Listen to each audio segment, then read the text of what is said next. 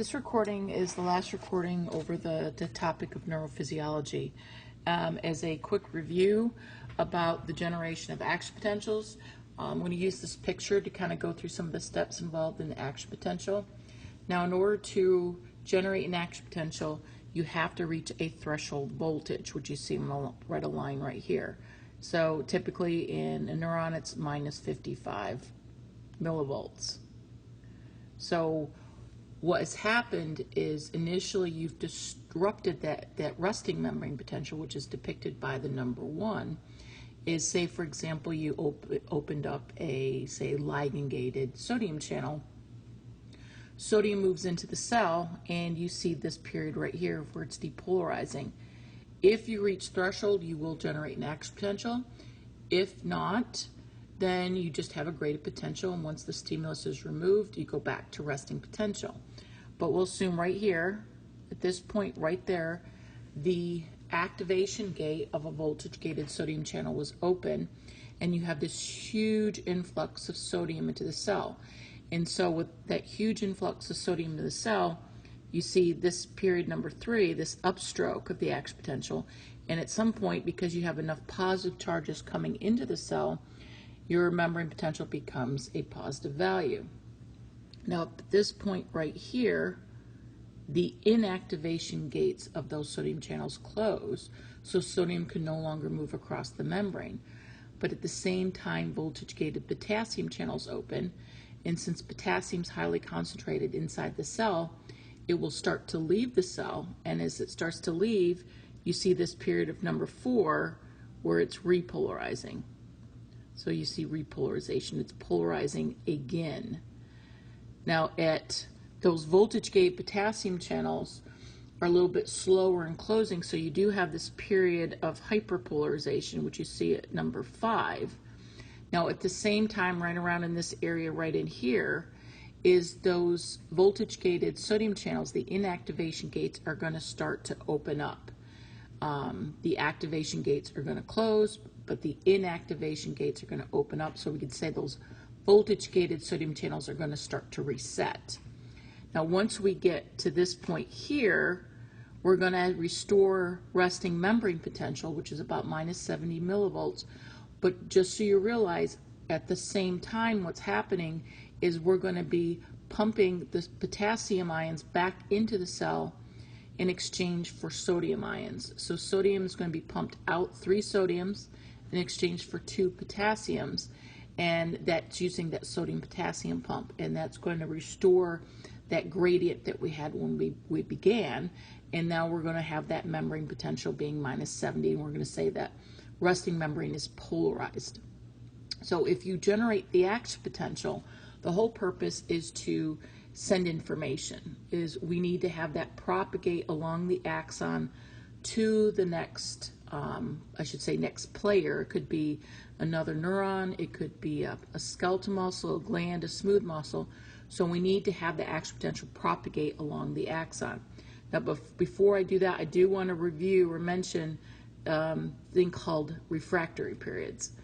Actually, let's do this here. Is that refractory period is a period where if you apply another stimulus, if we're in what we call absolute refractory period, you cannot generate another action potential. And it begins at that point where that voltage-gated sodium channel opened up, and it ends at the point where you have that hyperpolarization. So this is the absolute refractory period. It's because either all the channels are already open or those sodium channels are inactive. Now the relative refractory period starts here and ends here. That's that period of hyperpolarization. That's the relative refractory period. Is if you have a stronger than normal stimulus, you could generate another action potential. And the reason why it has to be stronger is because you're further from threshold.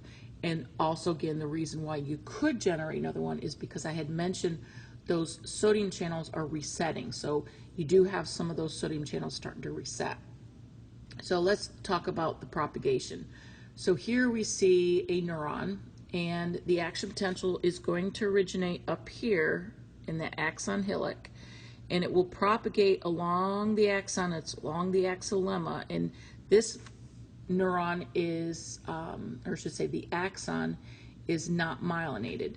So it will propagate continuously along that axon. And one of the things that you'll notice is that nerve impulse, which is the propagation of the action potential, is always in one direction. It's always away from the cell body. And this is the reason why, and it comes into play talking about those refractory periods, is you have that initial piece of the membrane of the axon becomes depolarized, and it will start to spread down, and what's going to happen is it's going to open up voltage-gated sodium channels in the adjacent membrane. But because of this area right here, that area is repolarizing. Those sodium channels are inactive. Those inactivation gates are closed, even though you see some changes in voltage going in both directions. Nothing's going to happen here because that's in its absolute refractory period. So it cannot depolarize again. So we will continue away from that cell body down to these areas here where we have the terminal axon, or I should say the axon terminals, or where we have the synaptic knobs. So we'll have to discuss synaptic signaling. But before we do that, I do want to mention the propagation of action potentials is different depending on if the axon is myelinated or not. So switch through that. So over on the left, we have an unmyelinated axon, and so they classify the propagation of the action potentials along the axon as being continuous. It's either continuous conduction, or you can call it continuous propagation. It has to run the entire length of that axolemma. So it's going to be a little bit slower to move down. Now, if we have a myelinated axon, the areas that are myelinated, it's going to be impermeable to ions. And so we have the action potential, say, originating right here. It can't move here. And so what it does, it finds the areas what's not myelinated, those nodes of Rambier, those gaps in myelin, and it jumps from node to node. So we don't have to run the entire length. We can jump ahead, and they refer to that as saltatory propagation or saltatory conduction. That makes that propagation much quicker. Now, we do have different degrees of myelination of axons in our nervous system. We do have axons that are not myelinated. We have some that are lightly myelinated. We have some that are heavily myelinated. So the degree of myelination does affect propagation speed, but diameter of the axons also does too. So the diameter, the larger the diameter, so if I compare, say, this to here, this one's a larger diameter, propagation along that axon will be much faster. The degree of myelination also affects the propagation speed. Now, just to give you an example of different types of fibers, or I should say axons, we have type A, B, and C. Type A are very large in diameter, and they're heavily myelinated, so they propagate the fastest. If you compare it to type C fibers, which are small in diameter, they're not myelinated at all, they propagate much slower. And type B are somewhere in between. They're small, they're myelinated, so they're somewhere in between A and C. Now, where you're going to encounter these terms again, we have type A fibers that are involved in propagation of information in regards to acute pain. And when something's acutely painful, you know about it very quickly, versus chronic pain, which that information travels along type C fibers. That's more of that dull, throbbing pain. So this is the way you notice you can remember the type A fibers with acute pain has an A, the type C fibers has a C, like with chronic pain. We'll encounter this again when we talk about pain pathways. Now, before we move on and look at synaptic signaling, I do want to compare graded potentials versus action potentials. So graded potentials have that graded response. So if I apply a certain strength of stimulus and I say I see this change in membrane voltage or membrane potential, and then apply a stronger stimulus, you're going to see a greater response. And now these would be excitatory stimuli, so you see depolarization, but this can apply to something that causes hyperpolarization, which would be inhibitory. Now, the action potentials are all or none. No matter how strong the stimulus, as long as you reach threshold, the action potentials will always look the same. So they do not change in their magnitude. Now, action potentials will propagate along the axon, but the gradient potentials are very transient changes in membrane potential, and they actually don't travel that far away from that cell body. Now, action potentials do have a refractory period, but the gradient potentials don't. So the refractory period has to come in regards to those voltage-gated sodium channels, and they're not involved in gradient potentials. Now, action potentials have to be triggered by reaching threshold, a threshold voltage, but gradient potentials are triggered by a number of different things. If I apply pressure to a membrane, opening up of a ligand-gated channel, those would be trigger gradient potentials. Now, one of the things that we'll talk about a little bit later is this concept of summation. Gradient potentials can be added together. They can be summed, but action potentials cannot. So we're going to look at that a little bit later. So let's just talk about synaptic signaling. So we have generated our action potential. It's propagated along the axon. It's going to reach the end here, and here is our next step. In this case, it's another neuron. How are we going to signal that next neuron what to do? So we have to talk about synaptic signaling. Now, we do have electrical synapses as well as chemical synapses, but we're going to talk more about chemical synapses. And so it involves the release of neurotransmitters or chemicals to cause changes. And so what I'm going to show you is what we see at a cholinergic synapse. A cholinergic synapse means that it uses acetylcholine as a neurotransmitter. And the reason why I'm going to do this is because we're going to talk about this the most during the semester, so I'm going to use this. But a number of different neurotransmitters can be involved. Now, what happens is, where you see it number 1, is the action potential is traveling along the axon and reaches that synaptic knob, is it causes a change in membrane voltage, which triggers what you see number 2, is an opening up of voltage-gated calcium channels. So calcium will enter the synaptic knob, and that is a potent stimulus for exocytosis of the neurotransmitter from the vesicles. Now, the vesicles here in that synaptic knob are storing acetylcholine. That influx of calcium trigger the fusion of it to the presynaptic membrane, and then it triggers the exocytosis into what we call the synaptic cleft, this region between this here, and this would be the postsynaptic membrane. So this could be, say, a dendrite from another neuron. That could be skeletal muscle, could be a number of different things. Well, you'll see acetylcholine binds to receptor. In this case, this particular receptor is a ligand-gated sodium channel, and so sodium is going to move into the cell, and that would be an excitatory stimulus. If enough sodium enters the cell, you reach threshold, you generate another action potential. And we'll talk about very quickly, very shortly, I should say, we'll talk about different types of acetylcholine receptors.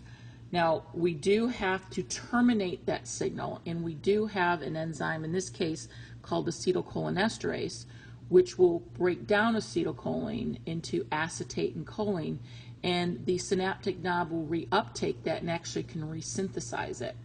And in a later date, we'll talk about what happens if you inhibit this. Then you're not going to be able to terminate that signal, but we'll talk about that at a later date. So you have to have some sort of synaptic signaling to get that information to the next step along the pathway. So let's discuss some neurotransmitters like acetylcholine.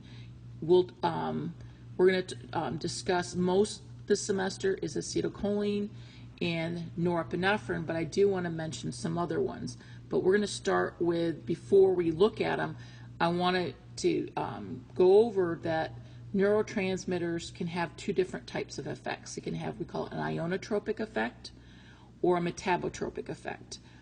If a neurotransmitter binds to a receptor, and that receptor happens to be an ion channel, it's referred to as having ionotropic effects. It would have direct effects.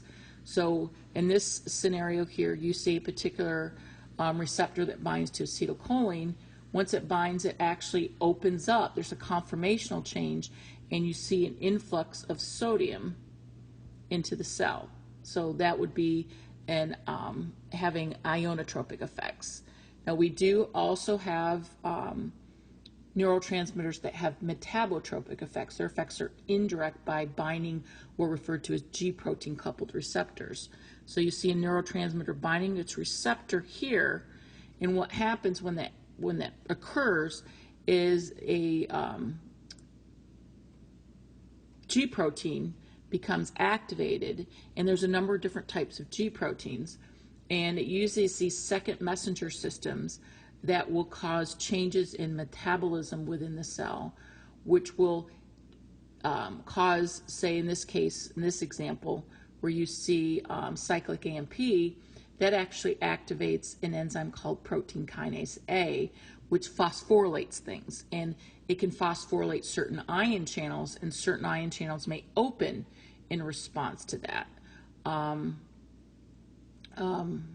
Or in some cases it can close. So they can be indirect using G proteins, that's where the ones we're going to talk about the most, but it could also do it by intracellular enzymes. So there'll be indirect effects.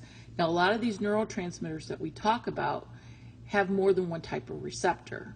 Some of them can be ion channels, and some can also be those G protein coupled receptors. And I'll give you a couple examples because we're going to be talking about them. So we'll start with acetylcholine. We will talk a lot about this neurotransmitter. It binds to two different types of receptors. Nicotinic receptors, which are ligand-gated sodium channels. They call them nicotinic receptors because it binds to the compound nicotine that you find in cigarette smoke. Now, this is a receptor that is a ligand-gated sodium channel, so it's always excitatory. It will trigger depolarization. Now, muscarinic receptors also bind to acetylcholine, and they're named because they bound to a substance called muscarine, which you find from mushrooms. And the thing is, there's multiple subtypes of muscarinic receptors, and they're G protein coupled receptors. Some of them are excitatory, some of them are inhibitory. So you'll notice that, if we open up a sodium channel or a calcium channel, you'll have an influx of positively charged ions that would cause depolarization, or if you inhibit the leaving of potassium, that can cause depolarization. Or if you open up a potassium channel, that would be inhibitory because potassium would want to leave, and that would result in hyperpolarization. So we do have, and this is going to be important when we talk about the autonomic nervous system, these muscarinic receptors are going to become important, is depending on what type of receptor is located in the specific target, we could have an excitatory effect of acetylcholine or an inhibitory effect. And we will talk about this a lot more in depth later. Now, another neurotransmitter that we're going to talk a little bit more about, especially when we talk about the autonomic nervous system, is norepinephrine. Norepinephrine binds to receptors called adrenergic receptors, and we have multiple subtypes of adrenergic receptors. We've got alpha, we have alpha 1 and alpha 2, you've got beta, which are beta 1, beta 2, beta 3. When we do the autonomic nervous system, we will discuss these. Now, again, these are G protein coupled receptors, and they can be, depending on what G protein's involved, the effects could be excitatory or inhibitory. So that's just to keep in mind. We'll be talking about that at a later date. Now, norepinephrine is going to be very important in the sympathetic nervous system, but it also helps with controlling alertness and arousal. And an under supply of norepinephrine can cause depression. So things like monoamine oxidase inhibitors, which would break down norepinephrine, can be, or I should say monoamine oxidase is an enzyme that would break down norepinephrine. Some people who have depression are given inhibitors of that enzyme, which would increase the levels of norepinephrine. Now, some other neurotransmitters, dopamine, again, depending on what subtype of dopamine receptor it binds to, it could be excitatory or inhibitory. I do want to mention some of the things about dopamine is it influences movement. So I have mentioned that previously with its role in Parkinson's disease.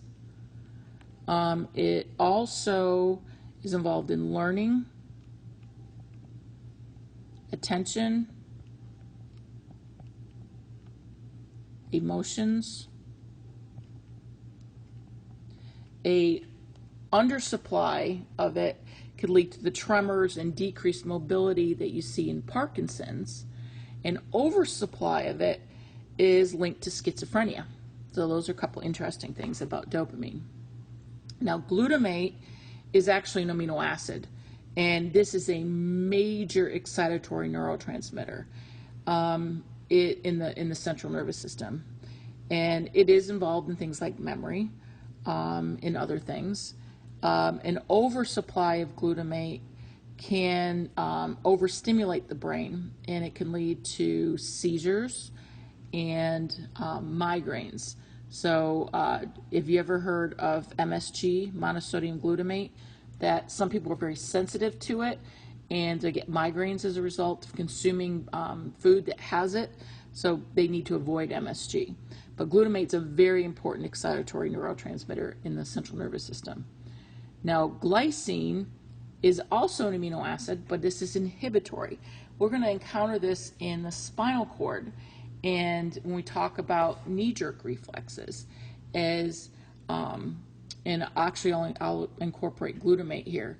So if you stretch this muscle here, because I tap the patellar tendon, the sensory receptor is going to send information to the spinal cord, and you see the sensory neuron here synapsing with a motor neuron, and that motor neuron is then going to be triggered to contract, and you see this extension of the knee.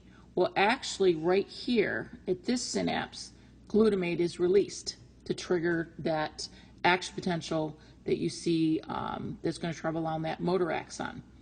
But what you'll notice is simultaneously we have over here an interneuron that this sensory neuron will synapse upon this interneuron. It's an inhibitory interneuron, and that releases glycine, which is inhibitory. So what happens is at the same time as the quadricep muscles are contracting is we're going to inhibit these hamstring muscles, because if I extend the knee, I'll actually stretch the hamstrings, which would trigger a stretch reflex in the hamstring, and then I wouldn't be able to extend my knee. And so what happens is glycine is released by this inhibitory interneuron, which you see in the red, and it keeps the action potentials from being generated that would trigger the contraction of the hamstring muscles. So glycine is an inhibitory neurotransmitter. Now, another inhibitory neurotransmitter is called gamma-aminobutyric acid, GABA for short. This is a major inhibitory neurotransmitter, and in your notes you see there's different types of receptors for it. Some of them will open, some are in ionotropic effects, some have metabotropic effects, but both of them are inhibitory, because if you open up potassium channels or open up chloride channels, both of those could be inhibitory. Now, GABA, if you have an undersupply of this inhibitory neurotransmitter, that's linked to seizures and tremors and even insomnia. So just a little tidbit of information there. Now, we do have things called neuromodulators. So neuromodulation is a targeted release of a substance from a neuron, and you see here some like neurons right here and here. So it's a targeted release of a substance, a neuromodulator, that either they can alter the efficacy of synaptic transmission, so it may like prevent something from going this way, or the cellular properties of the pre or postsynaptic neuron, or even it could also affect glial cells, believe it or not. And so they somehow modulate that neurotransmission. Now, a great example of neuromodulation is endorphins. Endorphins are involved in pain transmission. Once you're aware that something's painful, endorphins are actually going to be released by these neuromodulatory axons and can affect this neurotransmission from, say, this would be a sensory neuron, and this one would be the neuron that we find, or the cell body that we'd find in that dorsal gray horn, and that would send the information up to the brain so it can modulate that pain transmission. And we'll talk about that when we talk about pain pathways. Now, neuromodulators, just want to mention, you are longer lasting than neurotransmitters. Neurotransmitters are very short-term acting. Neuromodulators are longer, but their modulators are slower acting than the neurotransmitters. Now, neuromodulators can affect both the pre- and postsynaptic membrane. I'm going to go back here. It can affect what you go here. So it could affect, say, the release of neurotransmitters from that, or it can affect the postsynaptic membrane, maybe block the binding of neurotransmitters. Neuromodulators also don't have to block things. They can act as facilitators. And so I'm going to actually look at different types of neuromodulation at the very end of this lecture when we talk about pre- and postsynaptic facilitation or inhibition. So let's do this last part, which is information processing, which we'll talk about that pre-synaptic inhibition or facilitation. But let's talk about the graded potentials again, and we're going to use some different terminology. We have EPSPs. EPSPs are excitatory postsynaptic potentials. IPSPs are inhibitory postsynaptic potentials. Both are examples of graded potentials. So you notice with the EPSP, a depolarizing stimulus was applied. So what happens is you get depolarization, and that's brought closer to threshold. Okay, so that brings the membrane potential closer to threshold. While an IPSP is inhibitory, you have a stimulus that results in hyperpolarization, and that is in that case the membrane potential is brought further from threshold. Now notice that if we apply both of those at the same time, we will not see any change in resting potential, because you'll notice if you look at the magnitude of both of them, they're the same. Well, graded potentials I had mentioned previously can be summated. They can be added together. And if both of these are applied at the same time, they'll cancel each other out, and you will not have a change in membrane potential. And it's actually when we have a number of different neurons converging on the dendrites of a neuron, is you can have multiple EPSPs or IPSPs coming to it, and it has to determine, well, what do I need to do? Am I going to generate threshold? Am I going to generate an action potential or not? So if you look at this picture, here's my crazy dendrites here of a neuron. Here's the axon hillock. You have a excitatory presynaptic neuron over here, and that somehow is going to say open up sodium channels, which would depolarize. I have an inhibitory presynaptic neuron. In this case, it's resulting in opening up potassium gates, which would hyperpolarize. And we can have a number of these going on at the same time. The question is, will we generate an action potential? Will it reach threshold? You have to kind of add them together, and if you have enough of a reduction in membrane potential, enough of depolarizing stimuli, you will reach threshold. So we do have this summation that can take place.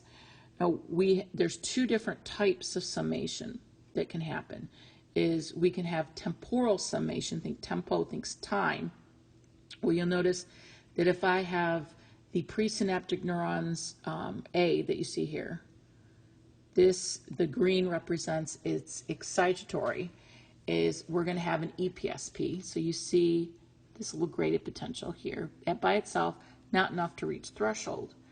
But if we apply that stimulus in succession, rapid succession, that we're going to release enough neurotransmitter that we're going to open enough of those sodium channels, we're going to reach threshold, and now you've generated an action potential. So you have temporal summation there.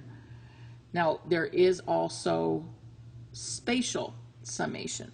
So spatial summation occurs when you have the postsynaptic cell is stimulated at the same time by multiple axons. So you're looking at A, you're looking at B. Both of these are excitatory. By themselves, you don't see action potentials. It's just they're graded potentials. You'll notice, since you might as well you see it here is neuron C. That's inhibitory. So by itself you see hyperpolarization.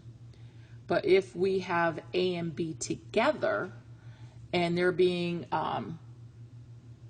stimulating that neuron, this neuron here, at the same time, it's coming from two different neurons, we have spatial summation. That was enough to reach threshold and you generated an action potential. So we have spatial summation.